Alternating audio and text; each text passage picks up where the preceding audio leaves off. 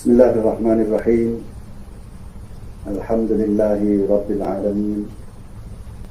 Segala puji bagi Allah, Tuhan semesta alam. Alladzi arsala rasulahu bil huda wa dinil haqq. Dialah Tuhan yang telah mengutuskan Rasulnya dengan membawa dua perkara, yaitu petunjuk dan cara hidup yang benar. Liyuzhirahu 'ala dini kulli. Tujuannya ialah untuk menghapuskan segala cara hidup yang lain, walau karihal musyrikun, walaupun ianya dibenci dan tidak disukai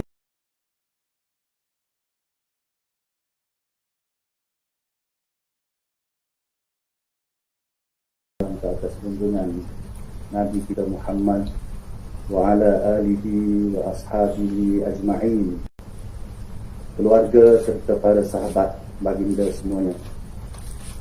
Terima kasih kepada saudara saya, pengacara majlis pagi ini, Ustaz Zul, yang berbahagia Tuan Pengarah Politeknik Kota Baru, Kelantan, warga Politeknik Kota Baru, semuanya. Semoga Allah memberi perlindungan dan memberi kesejahteraan pada kita semua. Rabbi syrah li sadri, Tuhanku lapangkan dadaku, wa yassir li amri, permudahkan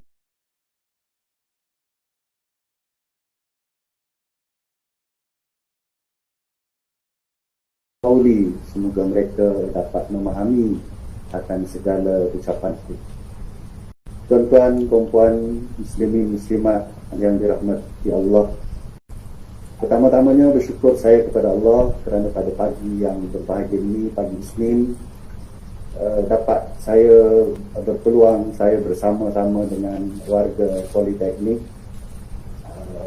untuk kita sama-sama bercerita dan sama-sama kita meraihkan bulan dan hari yang begitu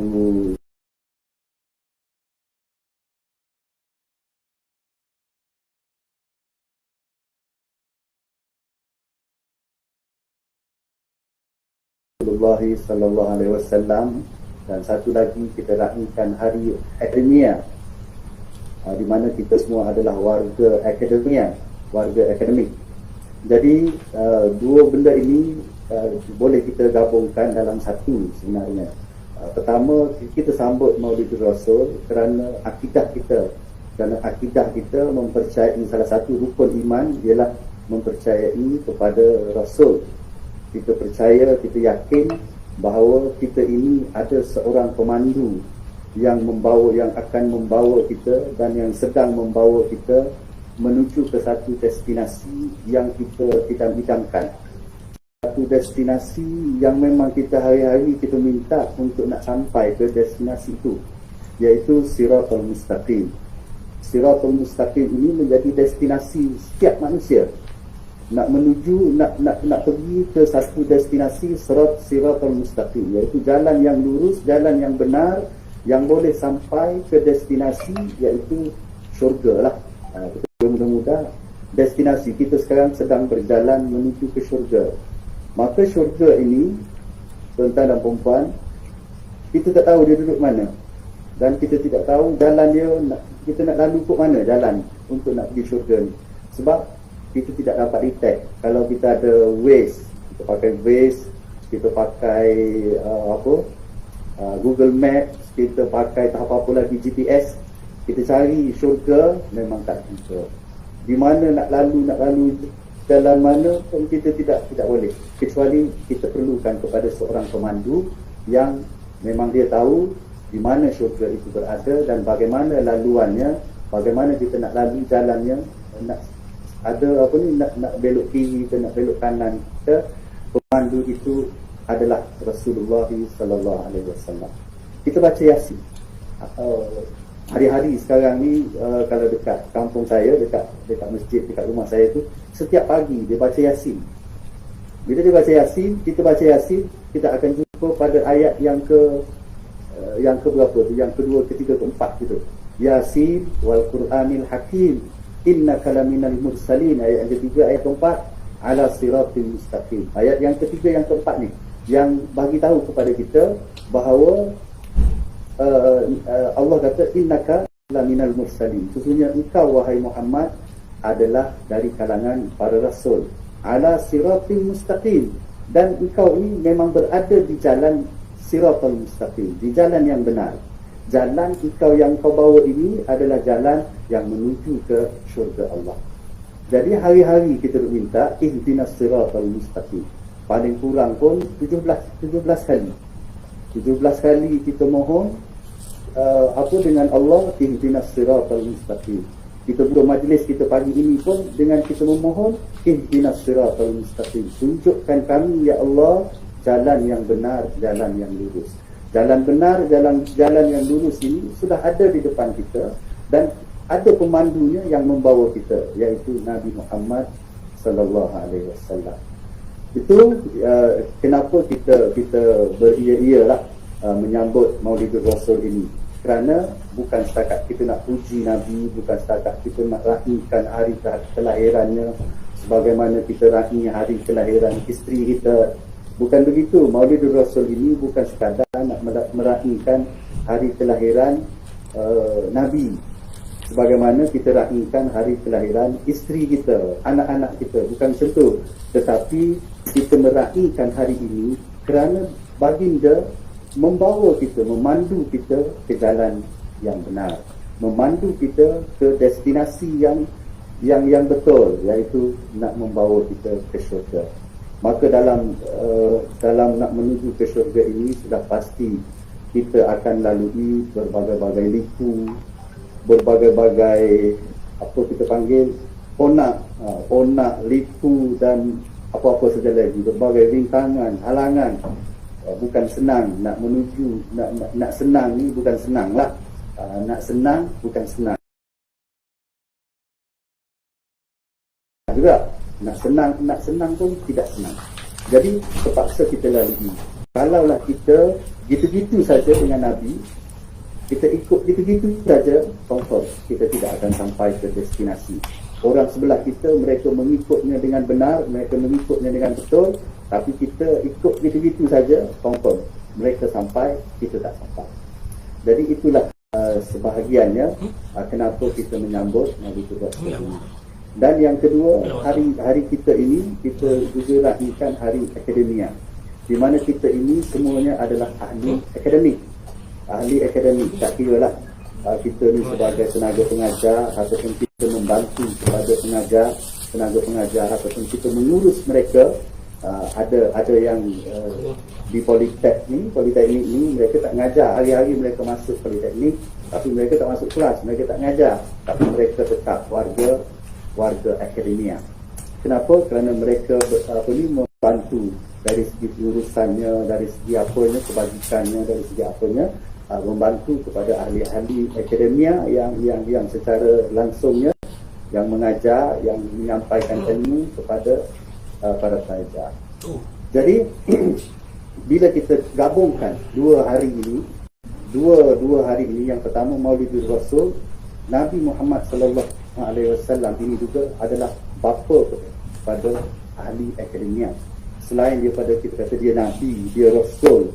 Apa itu Nabi, apa itu Rasul? Rasul ialah utusan. Utusan siapa? Utusan Allah, Rasulullah. Dia Nabi. Nabi itu dalam bahasa Arab, bahasa Melayunya apa? Bahasa Melayunya ialah penyampai satu berita yang sangat menggemparkan. Nabi ini ialah maksudnya orang yang menyampaikan satu berita, satu perkara yang menggemparkan. Bukan setakat sensasi, bukan berita sensasi saja, tapi dia lebih daripada itu. Dia menggemparkan. Sebagaimana kalau kita baca surah apa tu dalam juz 30, surah Amma Yatasa'alun. Allah ceritakan tentang makna perkataan Nabi. Allah kata amma yatasaalun 'anil naba'il azim. Surah itu pun nama surah An-Naba. Surah An-Naba ini ialah peristiwa yang menggemparkan, peristiwa yang pelik, sebelum ni tidak pernah diketahui oleh orang. Manusia tidak tahu akan peristiwa ini, dan peristiwa ini tak berlaku lagi, iaitu berita yang paling besar ialah cerita tentang hari kiamat. Hari kiamat, hari kelahiran, hari kebangkitan selepas mati. Hari ini tak berlaku lagi, tak pernah berlaku dan tidak akan berlaku dalam masa terdekat ini. Tak tahu bila, tak ada siapa yang tahu tarikhnya berlaku, tetapi ianya pasti berlaku. Allah kata hari kiamat ni pasti datang, tetapi dia tidak tahu, kita tak tahu bila, tidak diberitahu kepada kita. Sebab tu dia menjadi satu berita yang besar. Salah satu perkara yang besar yang dibawa oleh Nabi, Allah utuskan Nabi, dia pilih seorang manusia yang bernama Muhammad ini, datang lahir ke dunia ini dan dilantik menjadi Rasul. Tujuan utama ini nak menceritakan tentang hari kiamat tu. Sebab tu dia panggil Naba. Naba ini ialah satu berita, satu perkabaran yang menggemparkan. Dan memang betul, bila Nabi cerita bahawa kepada kaum dia waktu itu, bahawa hidup kita ini tidak habis, tidak tamat pada kematian. Hidup ini tidak terhenti kepada kematian sahaja. Bahkan selepas kematian kita akan hidup lagi di alam lain, alam pembalasan. Bukan lagi alam kerja macam sekarang, tetapi alam untuk menerima pembalasan. Alam inilah yang sebelum ini tidak ada siapa yang tahu. Jadi inilah yang menggemparkan, sehingga Allah kata amma yatasaalu, tentang apa mereka yatasaalu ni, bersoal jawab, berdebat, berbincang di mana-mana tempat sahaja. Bila Nabi cerita tentang adanya hari kiamat ini, satu bumi Mekah tu, satu kota Mekah itu tak ada cerita lain, tak ada isu lain. Di mana saja mereka berjumpa, mereka akan cerita tentang betul ke ada hari kiamat. Ini suatu yang ajaib. Bila mati, ada hidup lagi ke? Sampailah cerita itu sampai ke sekarang, sampai kepada kita ini pun masih bercerita tentang hari kiamat. Jadi tuan-tuan dan puan, ini satu peristiwa besar, dan orang yang nak bawa berita besar ini bukan calang-calang manusia. Budak-budak sekarang dia kata bukan kaleng-kaleng, bukan calang-calang manusia yang boleh bawa berita yang besar ini. Kalau kita dibawa, kalau saya yang bawa, bahawa saya kata lepas mati ni ada hidup, confirm orang tak percaya. Siapa kau nak cerita tentang benda yang tak pernah orang cerita? Tetapi Nabi dipilih dan Nabi dijaga, sehingga tidak ada satu rekod yang dia ni berbohong, tak ada rekod yang dia ni mana background dia tak ada yang rosak, tak ada yang kita boleh komplain. Maka dialah yang selayaknya untuk menceritakan. Dan satu Nabi, perkataan Nabi itu ialah orang yang membawa satu berita yang menggemparkan. Ada dalam satu ayat Quran, dalam surah Jumaah, ayat yang kedua, tak silap saya, bisa cek tidak? Ya, surah Al-Jumaah ayat yang kedua. Allah sebut huwallazi ba'atha fil ummiyina rasulan minhum yatlu alaihim ayatihi wa yuzakkihim wa yu'allimuhumul kitaba wal hikmah wa in kanu min qablu lafi dhalalin mubin. Ayat yang kedua surah Jumaah. Allah kata huwallazi, dialah Tuhan yang ba'asa fil ummiyin, yang membangkitkan atau yang mengutuskan untuk kaum yang buta huruf. Orang-orang Mekah ketika itu mereka buta huruf, mereka tak pandai membaca, mereka tak pandai menulis. Tapi bukan bererti mereka bodoh. Mereka sebab waktu itu memang tidak perlu kepada tulisan, tidak perlu kepada bacaan. Mereka tak perlu membaca, mereka tak perlu menulis pun, tidak ada keperluan. Maka sebab itulah Nabi pun dilahirkan dalam suasana yang buta huruf. Kalau kita sekarang ni buta huruf memang boleh dikategorikan sebagai ketinggalan lah. Sebab sekarang ni kita perlukan kepada, semuanya perlukan kepada huruf-huruf. Sekarang ni perlu kepada pembacaan. Kita nak keluar rumah pun kita ada tulisan-tulisan yang kita kena baca.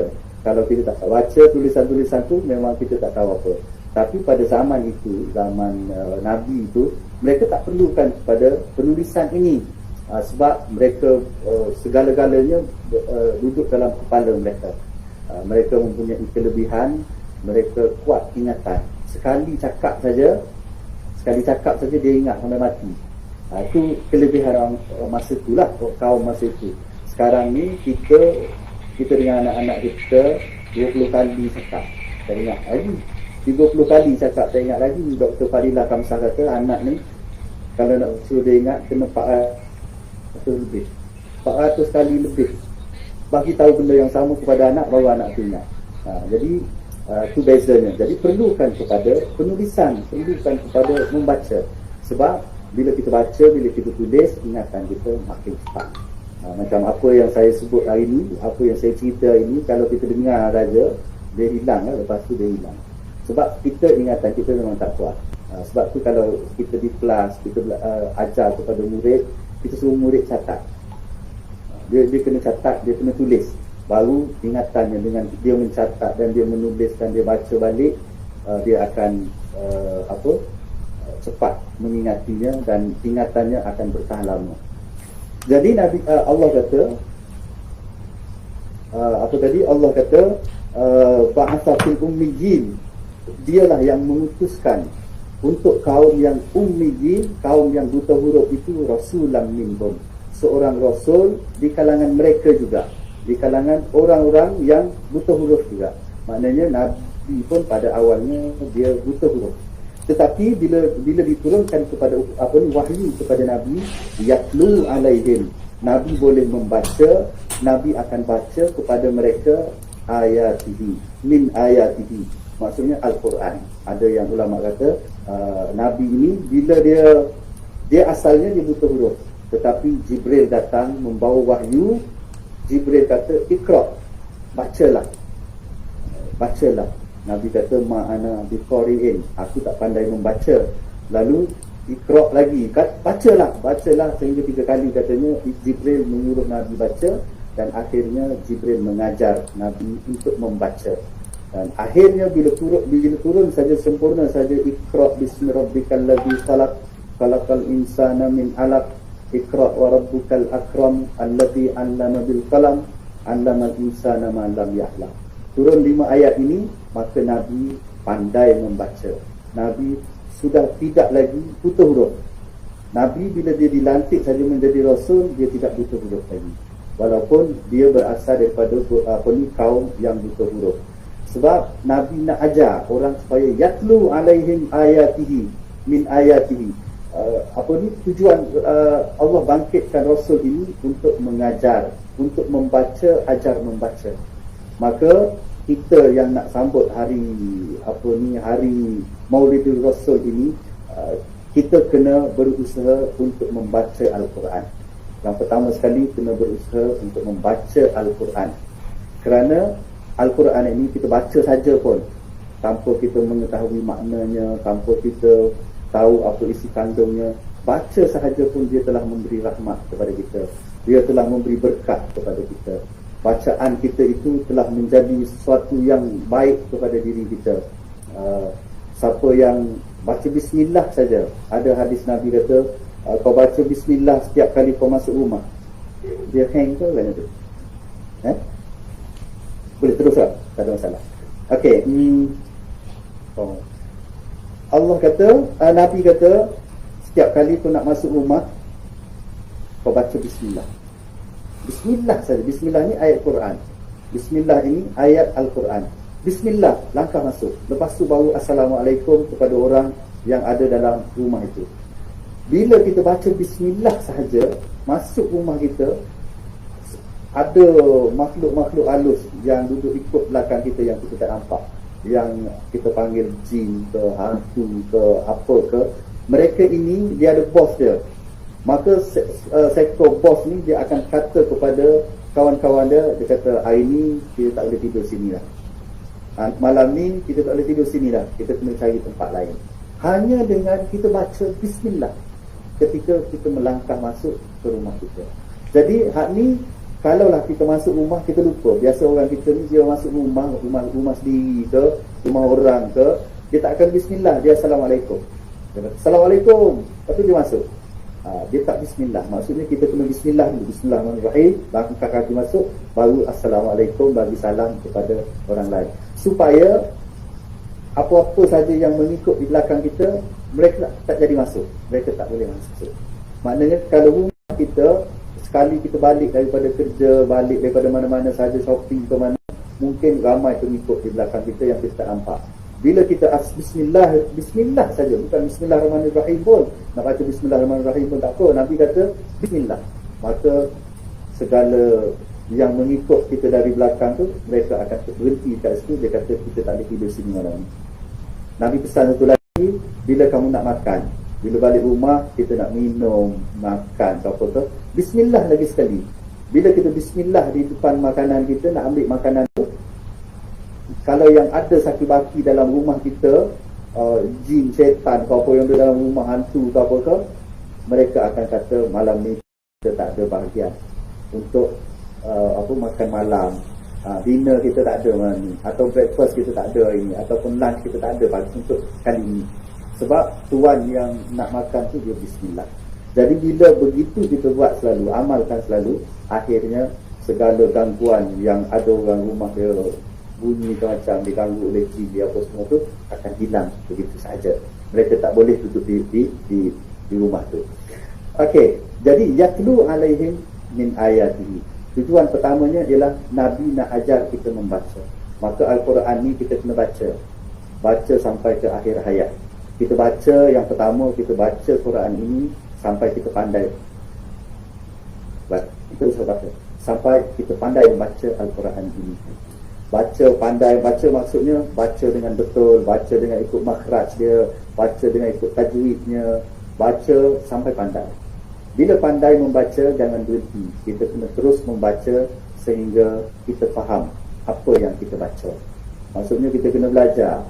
Kita belajar sampai kita faham apa yang kita baca. Bismillah, apa maksudnya? Alhamdulillah, apa maksudnya? Qul ya ayyuhal kafirun, apa maksudnya? Kita kena terus baca Al-Quran ini sehingga kita faham apa yang kita baca. Katalah kita dah faham apa yang kita baca tu, kita faham semua 6,200 ayat tu kita faham semua, maka kita belum lagi boleh berhenti daripada membaca Quran ini. Kita kena terus baca Quran ini sehinggalah kita dapat amalkan apa yang kita faham daripada apa yang kita baca. Kita kena terus baca sehingga kita dapat amalkan apa yang kita faham daripada apa yang kita baca itu. Setelah kita boleh amalkan, bincang dulu. Setelah kita boleh amalkan apa yang kita baca, kita faham itu, kita masih belum boleh berhenti daripada membaca. Kita kena terus membaca sehinggalah kita boleh bagi tahu kepada orang lain apa yang kita amalkan daripada apa yang kita faham daripada apa yang kita baca. Maksudnya kita kena terus membaca Quran ini sehingga kita boleh bagi tahu kepada anak-anak kita, kita boleh bagi tahu kepada jiran-jiran kita, keluarga kita, apa yang kita faham, apa yang kita amalkan daripada apa yang kita fahamkan itu. Jadi paling tidak pun 4 peringkat ni kita kena baca Quran. Jadi habis umur kita dengan membaca Al-Quran. Yang kedua, tujuan Allah bangkitkan Rasul ini, yang keduanya ialah wa yuzakkihim. Tujuannya ialah untuk membersihkan hati manusia, hati kaum yang buta huruf tadi. Dahlah buta huruf, hatinya tak bersih, hatinya kotor. Tanda hati kotor ini ialah hati yang jauh daripada Tuhan. Dia percaya, orang-orang Quraisy zaman Nabi, mereka percaya kepada Allah, tetapi mereka masih ada Tuhan-Tuhan lain selain daripada Allah. Itulah sebab hati mereka kotor. Jadi nak bersihkan hati mereka, mereka mesti buang segala power, segala Tuhan yang ada dalam diri mereka. Mereka hanya berbakti hanya kepada Allah. Mereka tidak syirik dengan Allah. Jadi itu tanda orang yang hatinya bersih. Maka tujuan Nabi ialah untuk membersihkan hati mereka, hati orang-orang kaum Quraisy itu. Jadi kita juga kena sentiasa bersihkan hati kita.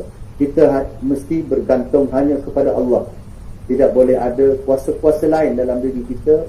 Kita rasa ada kuasa lain yang boleh memudaratkan kita, yang boleh memberi manfaat kepada kita. Maknanya kita masih ada unsur-unsur syirik. Jadi itu tujuan yang kedua, iaitu nak membersihkan hati kita ini. Cara nak bersihnya ialah melalui pembacaan Al-Quran tadi. Bila kita baca Quran, kita faham Quran, kita amalkan Quran, dan kita ajar pula Quran kepada orang lain, insya-Allah hati kita bersih.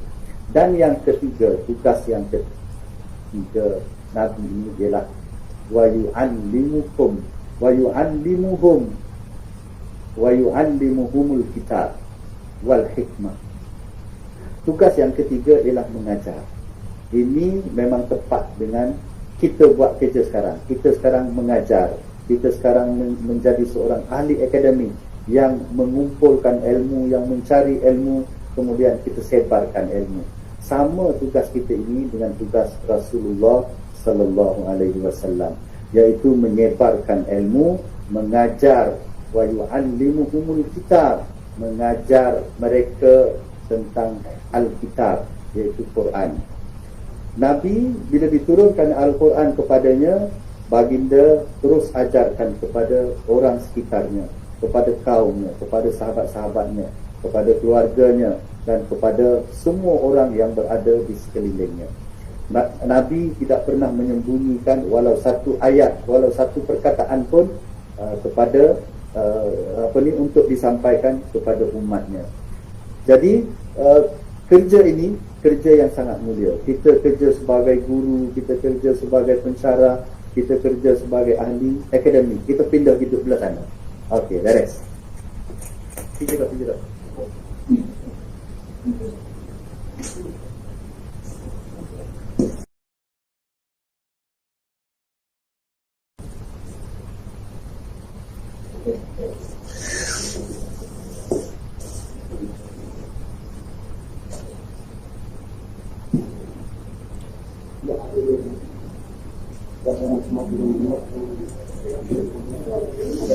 Okey, boleh.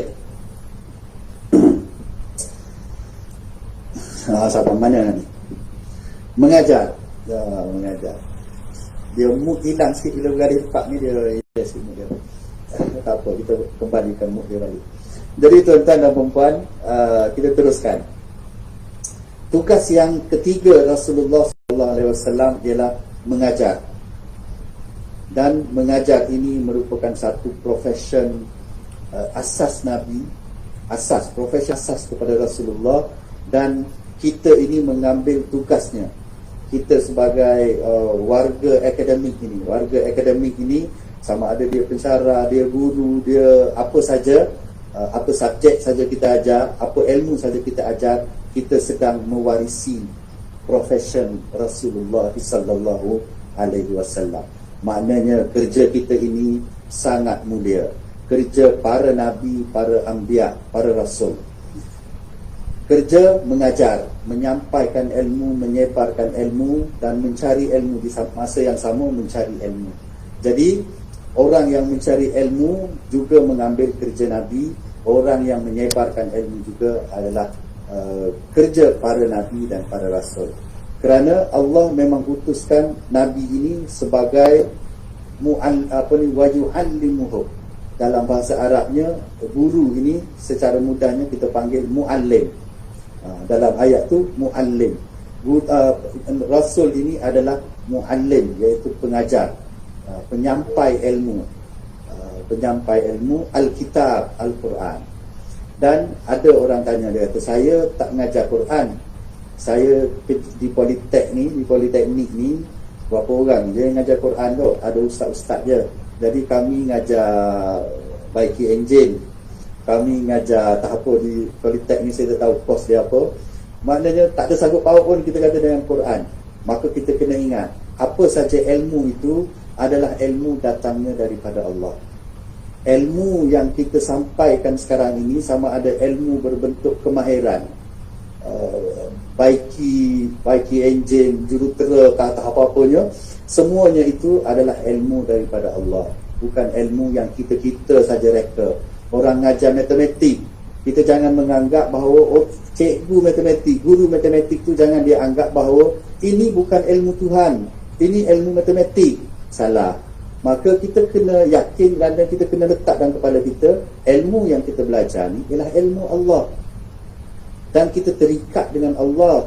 Maksudnya apa saja ilmu, tak semestinya ilmu, bila sebut kata mengajar ilmu, guru sebagai kerja apa ni, profession yang mulia itu, kena ngajar agama, kena ngajar fiqh, kena ngajar tauhid, kena ngajar tafsir, kena ngajar hadis, baru jadi guru yang mulia, yang Allah akan beri ganjaran yang besar di akhirat esok. Bukan.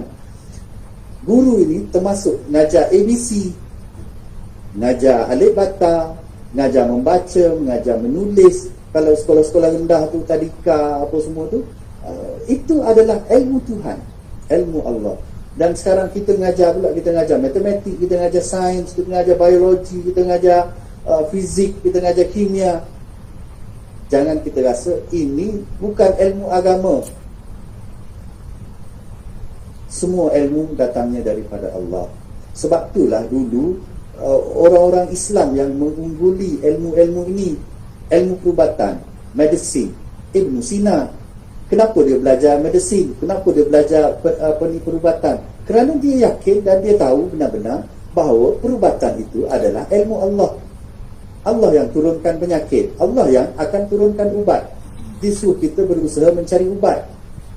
Jadi sepatutnya tidak ada perubatan Islam dan perubatan tidak Islam ni, kita yang pandai-pandai bagi. Kita bagi, ni rawatan perubatan Islam, yang ni kalau pergi hospital bukan rawatan Islam. Betul ke macam tu? Tak betul. Perawatan di hospital juga adalah berdasarkan kepada ilmu Allah. Maksudnya mereka juga merawat cara Islam.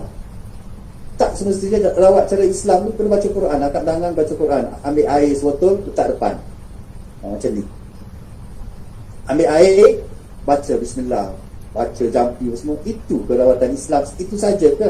Tidak. Makan Panadol, kita ambil Panadol, kita ambil paracetamol, kita ambil tak apa-apa yang direkomendkan oleh doktor, itu juga adalah rawatan Islam. Sebab tu nak ambil Panadol, bismillah. Nak ambil Panadol, bismillah. Kerana kita tahu itu adalah rawatan Islam. Jadi para guru yang mengajar perubatan ini, mereka adalah mengajar ilmu Allah. Mereka mengajar ilmu Tuhan. Yang bahagian automobil, enjin ni juga, jangan kita ingat bahawa ini ilmu kita, teknologi ni ilmu manusia, ilmu dunia. Tidak. Teknologi ini juga adalah ilmu Allah.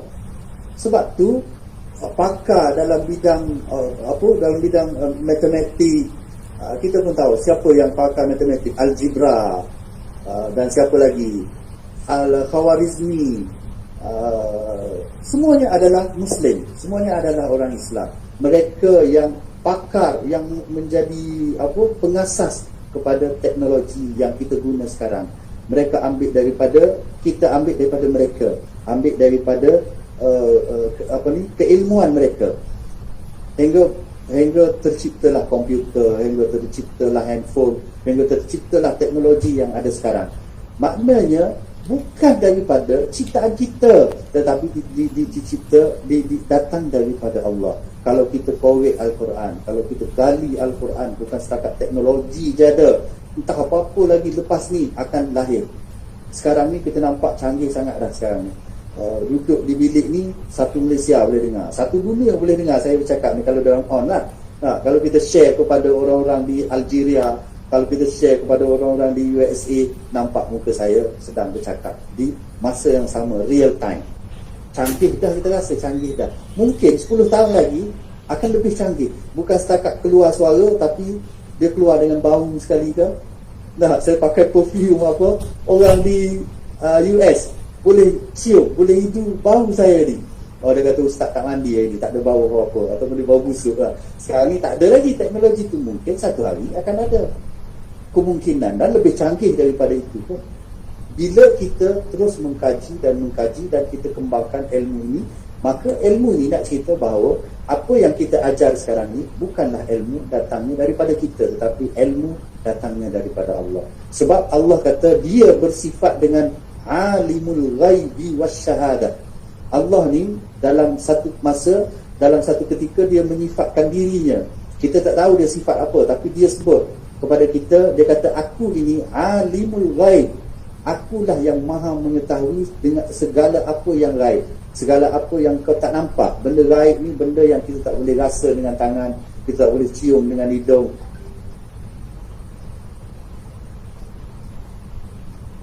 kita tak boleh detect dengan teknologi ni. Tetapi Allah kata dia maha mengetahui benda yang gaib. Benda yang gaib, benda yang akan berlaku sekejap lagi, juga perkara-perkara gaib. Pukul 12 nanti nak berlaku apa kepada kita, kepada semua kita ni, itu adalah perkara gaib. Kita tak tahu, tetapi Allah sudah tahu. Apa lagi nak berlaku setahun, 2 tahun akan datang, sebulan, 2 bulan akan datang, Allah sudah tahu. Itu adalah perkara gaib. Allah kata dialah alimul ghaibi wasyahadah. Dialah Tuhan yang maha mengetahui tentang perkara gaib dan perkara nyata. Kita kata perkara nyata kita tahu, tapi kita tidak maha tahu. Perkara nyata kita tahulah, benda yang kita boleh rasa, benda yang kita boleh kecap, benda yang kita boleh sentuh, benda yang kita boleh pegang. Tetapi adakah kita tahu semua? Kita tak tahu. Handphone kita boleh pegang, kita boleh rasa, kita boleh guna. Adakah kita tahu segala benda handphone ni? Segala apa about handphone kita tak tahu semua. Kita tak reti nak buat, kita hanya reti guna. Rosak sikit kita buang, kita pergi kedai, kita repair. Kita tidak mengetahuinya. Tetapi Allah mengetahui segala benda yang nyata ini. Benda gaib tadi dia sebut, dia tahu, maha tahu segala benda gaib. Dia juga tahu segala benda yang nyata ini. Dia tahu tentang diri kita, dia cipta kita. Allah ni masa dia mencipta kita, dia sebut dalam surah Yasin, tak silap saya,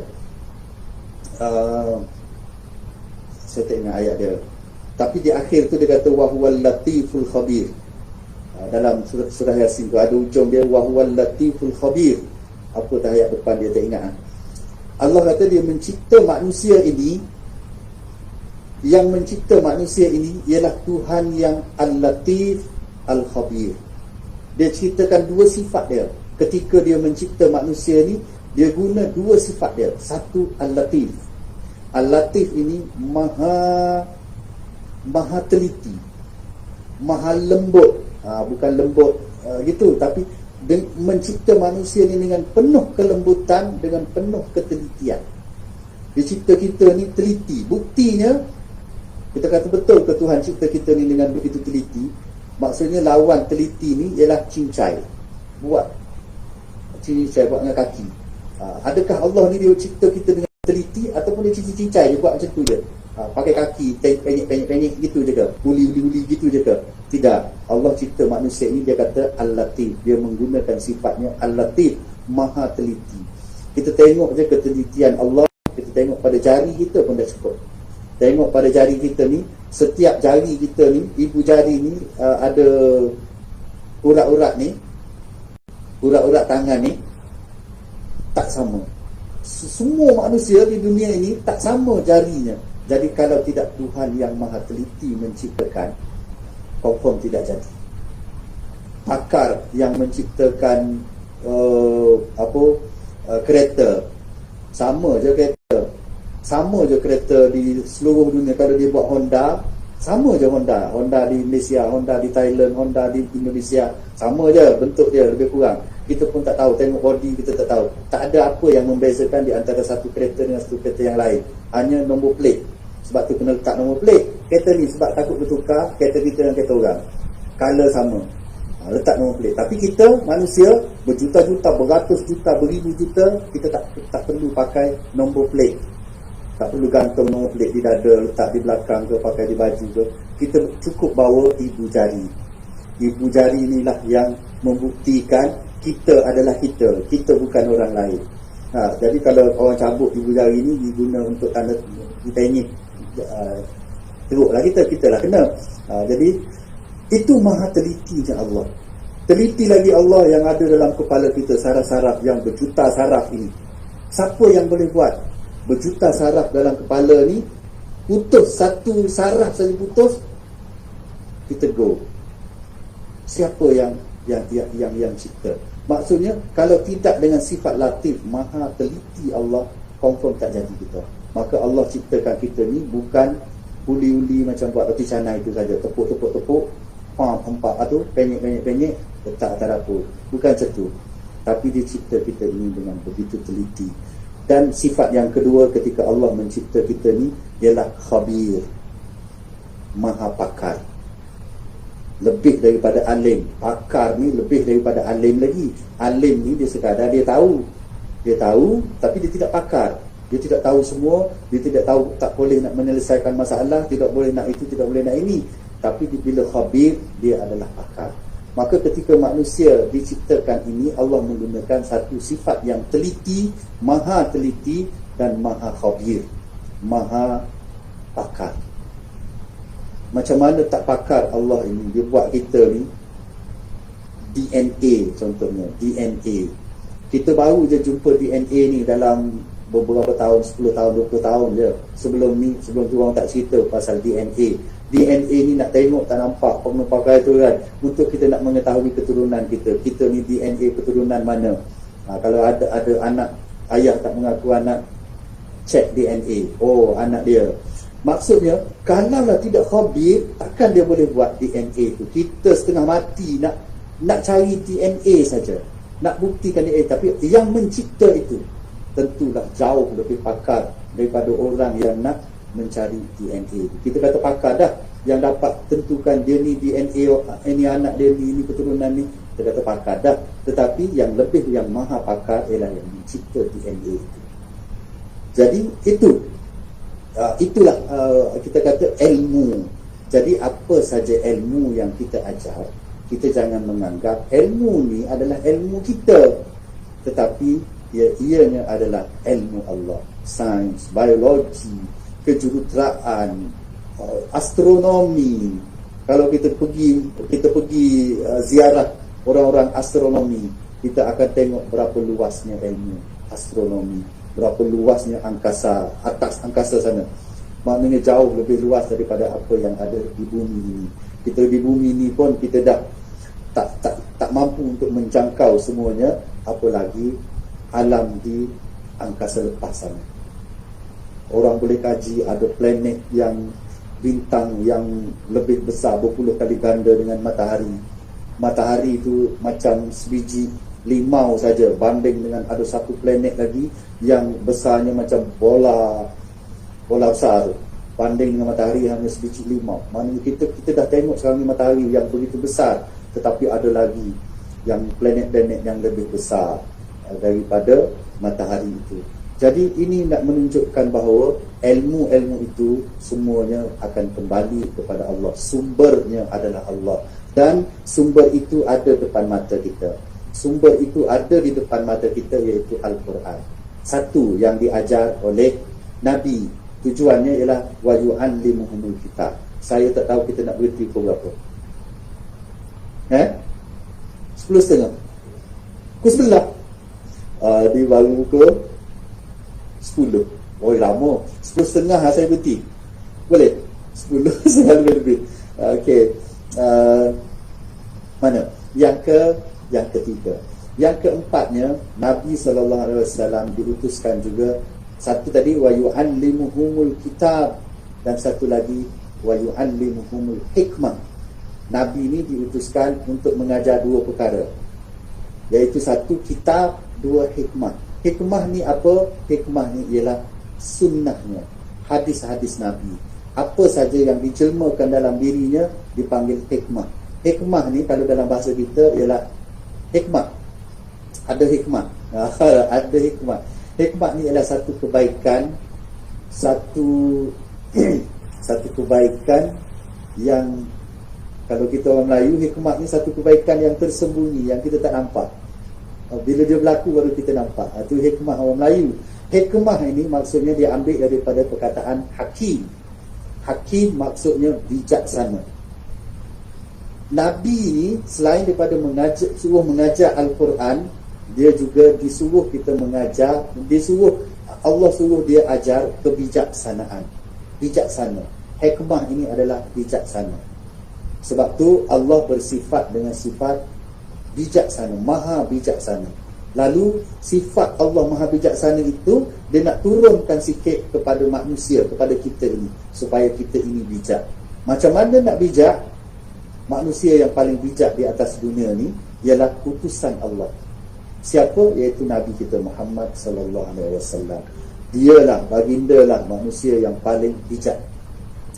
Kalau kita belajar teori, kita bagi orang yang dia buat penyelidikan, orang buat penyelidikan, orang buat research, buat tesis, buat apa sajalah yang dalam bentuk penyelidikan.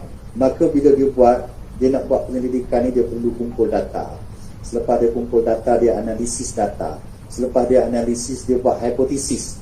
Lepas hipotesis, akhirnya dia jadi satu teori.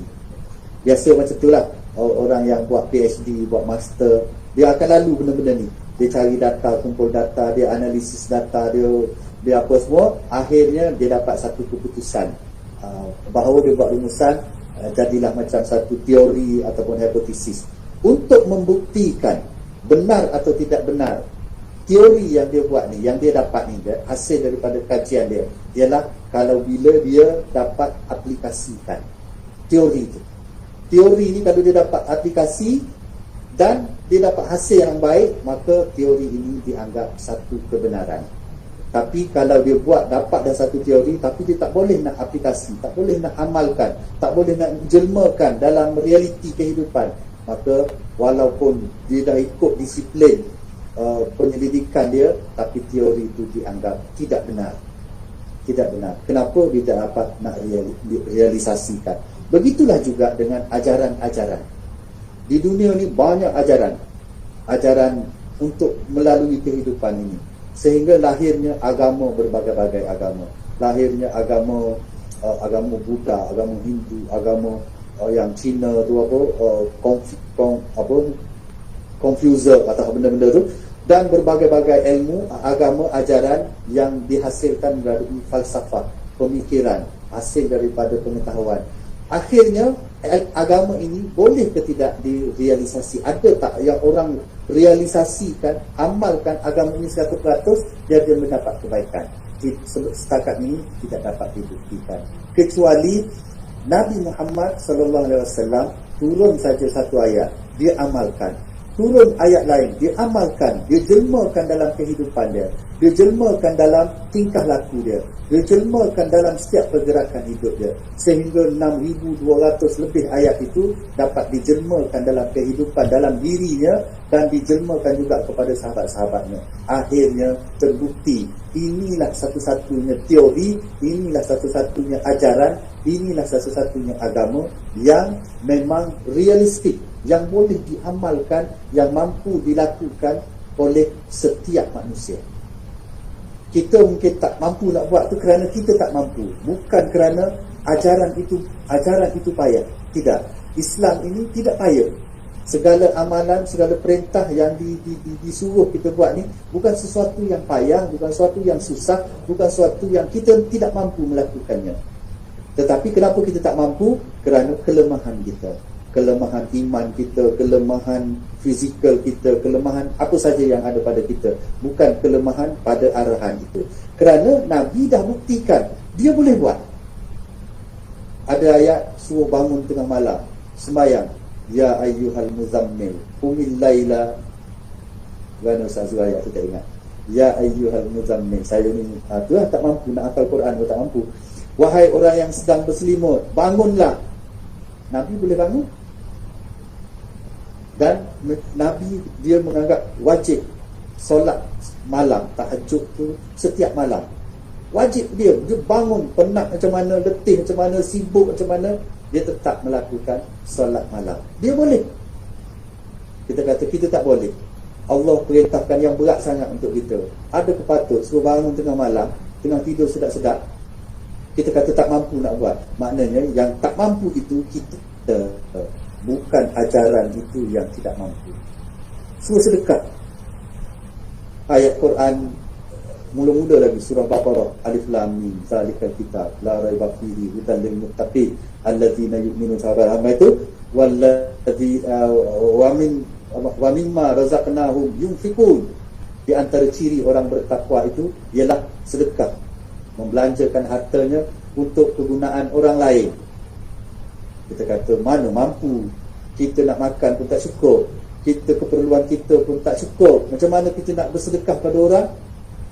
Tak mampu. Kita kata ajaran ini ajaran berat, lebih mementingkan orang lain kepada diri kita sendiri. Banyak ayat Quran suruh kita bersedekah, suruh kita membelanjakan harta kita ni yang ada sikit-sikit ni kepada orang lain. Kita kata teruklah Islam ni, nak suruh kita jadi susah, nak suruh kita jadi miskin. Kenapa? Ada sikit harta nak kena sedekah. Kita tak mampu, tapi bukan ajaran itu. Kerana Allah dah jamin orang yang bersedekah, dia akan pulangkan balik berganda-ganda. Sedekah yang kita bagi RM1 tu, kita akan dapat berganda-ganda daripada itu. Mungkin tak dapat hari ni, kita dapat esok. Mungkin tak dapat esok, kita dapat lusa. Tetapi kita masih rasa berat. Yang berat tu kita, bukan ajaran itu. Sebab ajaran ini pernah dilakukan oleh Nabi. Nabi sentiasa bersedekah. Ada saja duit, tapi kita diajar, kata Nabi ni seorang miskin. Satu yang sangat tak tepat sangatlah. Nabi bukan miskin.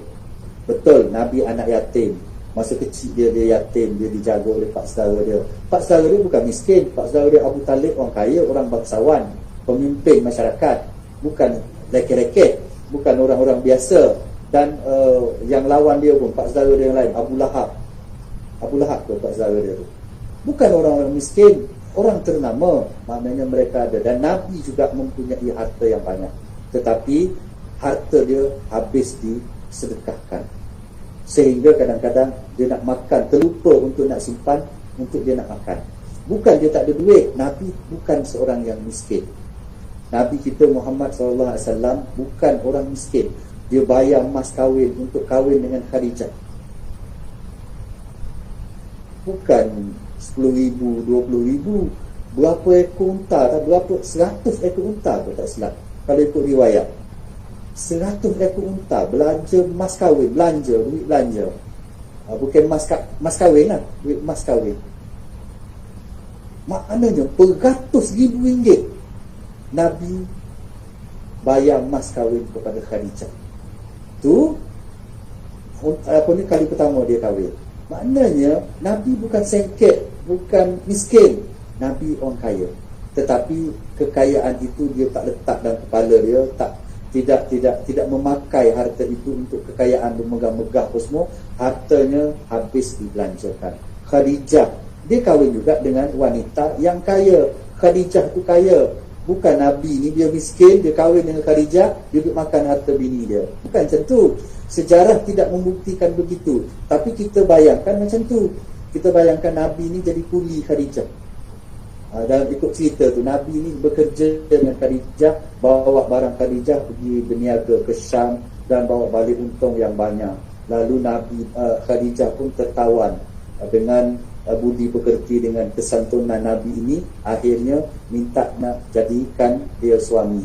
Jadi bila dia jadi suami, Nabi ni duk makan harta Khadijah. Sebab tu ramai orang dia suka makan harta bini. Dia kata macam Nabi. Dia tak buat kerja, dia kata Nabi dulu makan harta Khadijah. Dia kahwin, lepas tu kita pun berebut nak cari janda kaya, nak jadikan isteri. Tak betul. Nabi dia ada harta, dia kaya sebab dia daripada golongan keluarga yang bangsawan. Abdul Muttalib tu kerja dia jaga Kaabah, jaga Mekah, pemimpin Mekah, datuk dia. Abdullah ayah dia tu seorang businessman, mati dalam masa pergi bisnes. Maknanya bukan orang tak ada harta, tapi dia yatim. Sebab tu yatim, bila sebut anak yatim, kita bayangkan anak yatim ni miskin. Tidak, anak yatim tak semestinya miskin. Sebab tu anak yatim tak boleh terima zakat. Anak yatim tak boleh menerima zakat. Yang boleh menerima zakat, jadi kalau kita nak bagi zakat pada anak yatim, tak boleh. Dia tak masuk dalam asnaf. Zakat ini bagi kepada orang miskin, walaupun dia tidak yatim. Dia ada mak, dia ada ayah, tapi dia miskin. Itulah yang kita bagi. Orang anak yatim ni kalau dia miskin, bolehlah bagi. Tapi kita bagi bukan kerana dia yatim, tapi kerana dia miskin. Nabi yatim, tetapi dia tidak miskin. ibunya Aminah orang bangsawan, dari golongan bangsawan, ada harta. Jadi Nabi ada harta, Nabi kaya. Kalau tidak kaya pun tidak miskin. Kalau dia tidak kaya pun dia tidak miskin. Dan Nabi ini sebab tu tidak ada orang-orang yang lawan dia di zaman tu, zaman Nabi tu, kata Muhammad kau ni keparat, orang manusia keparat, tak ada harta benda.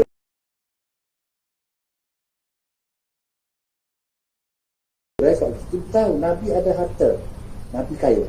Jadi salah tanggapan kita bahawa kita ni kena, orang Islam yang baik ni kena miskin, kena tak duit. Tak betul. Nabi ada sang kaya. Orang yang baik itu ialah orang yang banyak memberi harta pada orang, memberi duit pada orang.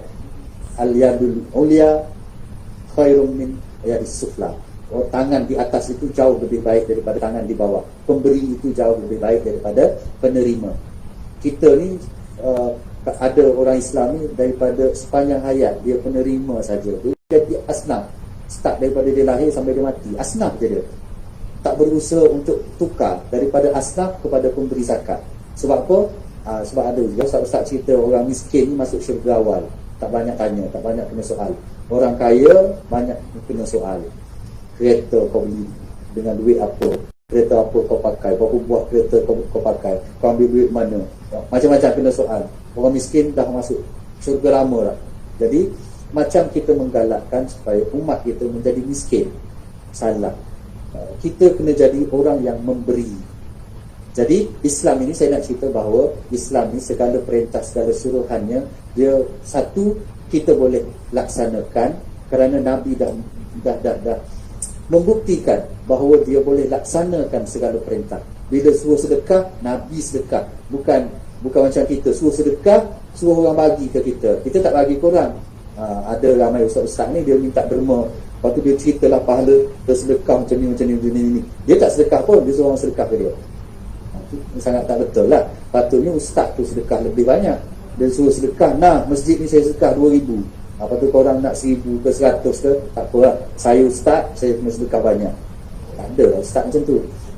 Jadi banyaknya dia suruh orang bersedekah, lepas tu dia masuk poket dia. Sebab dia rasa macam tu Nabi. Dia rasa macam tu. Nabi tidak. Nabi dia tidak akan puas hati. Dia bangun pagi, kalau ada makanan yang dia boleh makan dan yang lebihnya, dia pastikan makanan itu sampai kepada orang lain. Itu Nabi. Sehingga akhirnya dia terlupa untuk dia bagi sehingga dia pun tak ada nak makan. Bukan dia miskin. Okey, tu panjang pula cerita ni.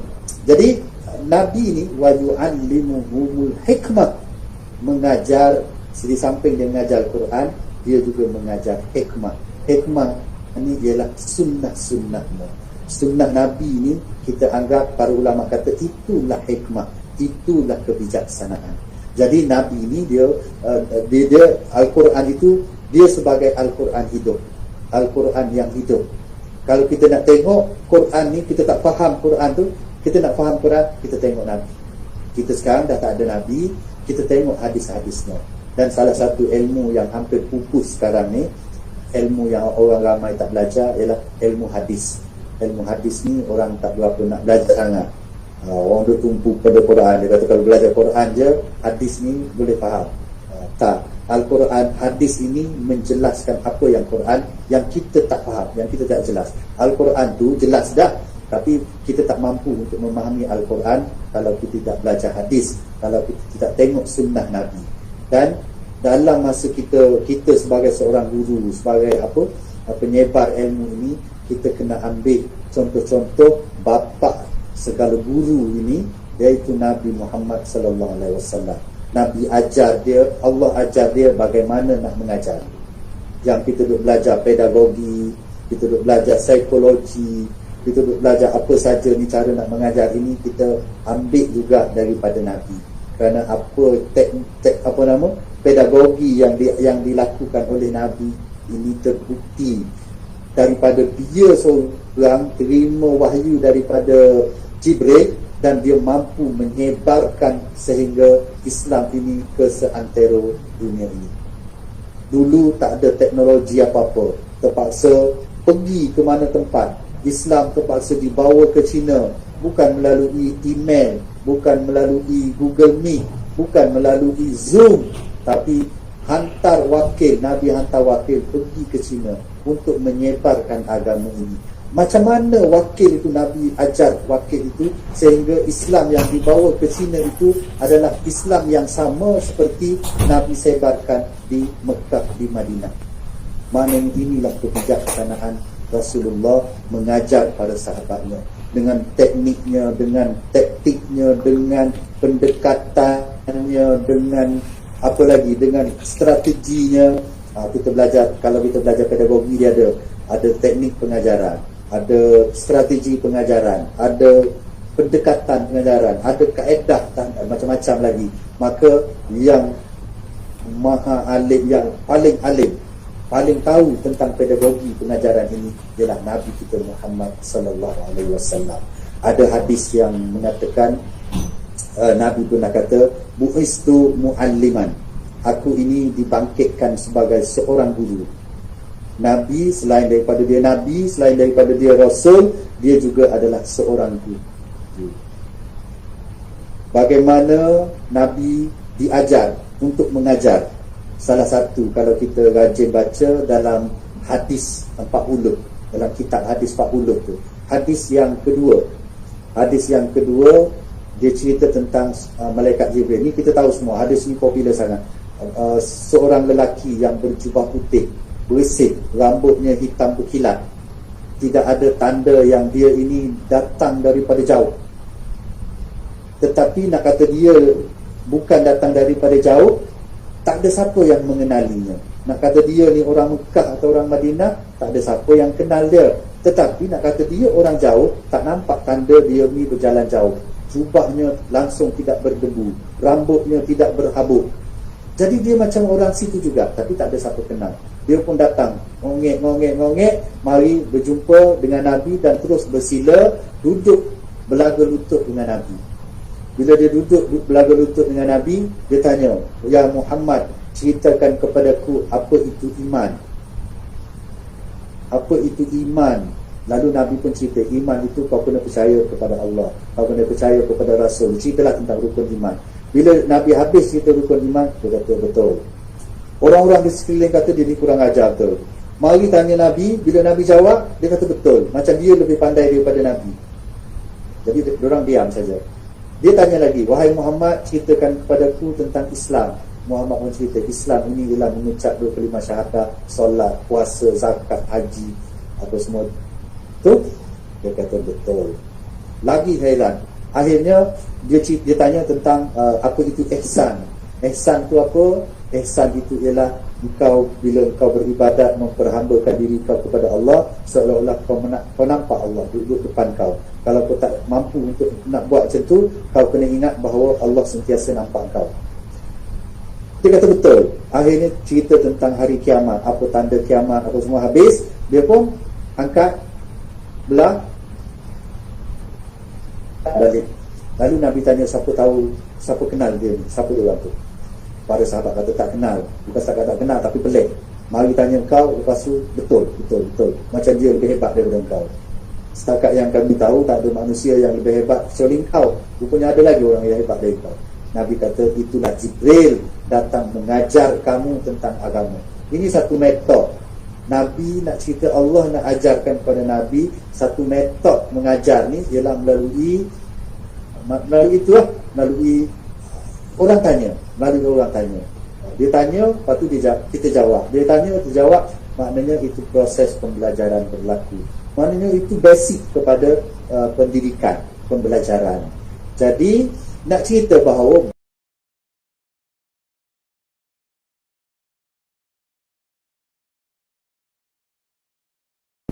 digolongkan dalam golongan akademia ni, dari golongan orang-orang yang menyebarkan ilmu, orang-orang yang sentiasa bersama dengan ilmu ini. Sangat beruntung kita kerana kita mengambil kerja Nabi.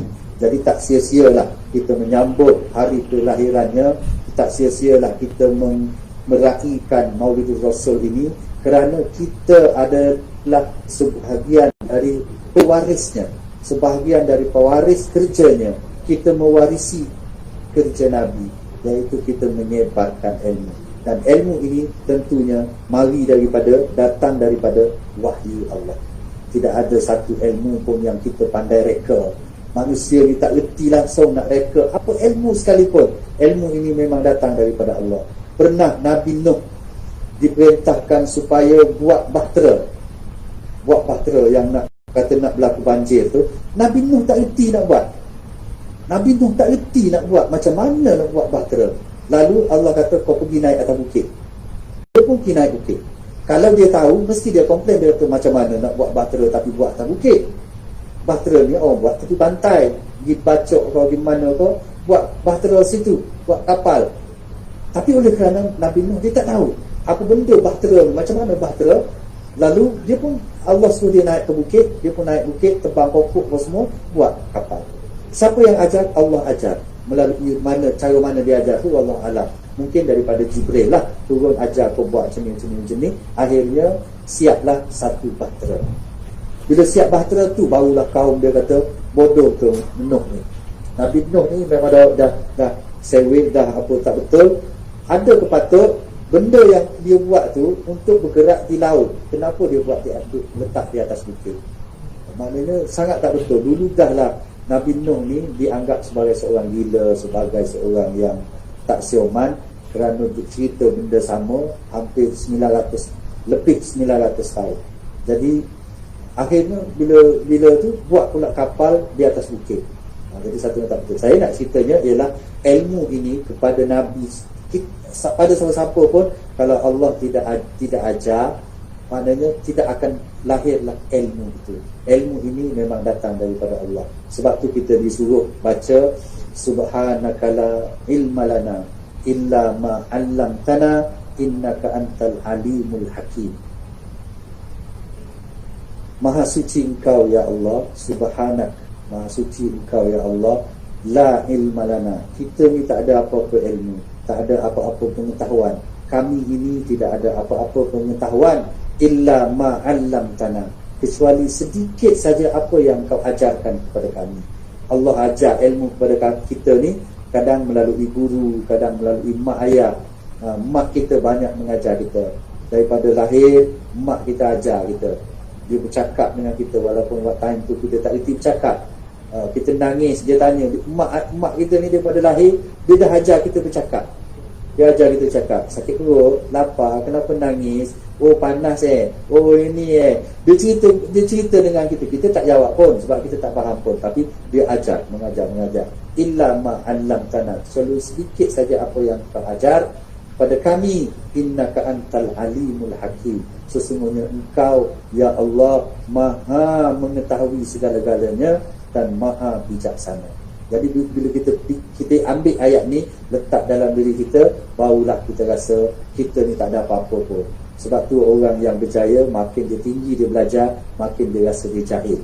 Makin dia banyak dia belajar, makin dia rasa banyak benda yang dia tidak tahu. Orang yang belajar separuh masa saja dia berlagak sebagai orang alim. Belajar sikit, tak berlagak jadi alim. Ni tak kena lah. Jadi guru-guru, cikgu-cikgu, pensyarah ni dia tidak rasa macam tu. Bila dia dapat satu ilmu, dia rasa banyak lagi ilmu yang lain. Dia harus belajar. Maka dia perlu up diri dia, up terus, sehinggalah dia belajar sampai mana? Sampai mati ya. Belajar, tidak akan berhenti belajar. Kerana selagi kita belajar, selagi itulah kita akan rasa kejahilan kita, nampak kejahilan kita. Jadi saya nak berhenti dah setakat tu, 10.30. Jadi semoga terima kasih kepada semua yang sudi bersama, yang mendengar, dan terima kasih kepada pihak Politeknik yang sudi menjemput saya, dan saya minta maaf kalaulah apa yang saya sampaikan ini tidak menepati apa yang dikehendaki. Saya minta maaf banyak-banyak kalau apa yang patutnya saya sampaikan saya tidak sampaikan. Itu adalah kelemahan saya, dan semoga apa yang saya telah sampaikan itu dapat sedikit sebanyak memberi manfaat dan iktibar kepada kita dan boleh kita amalkan bersama. Jadi saya nak berhenti setakat tu. Aku qauli hadza, astaghfirullah li wa lakum. Wassalamualaikum warahmatullahi wabarakatuh.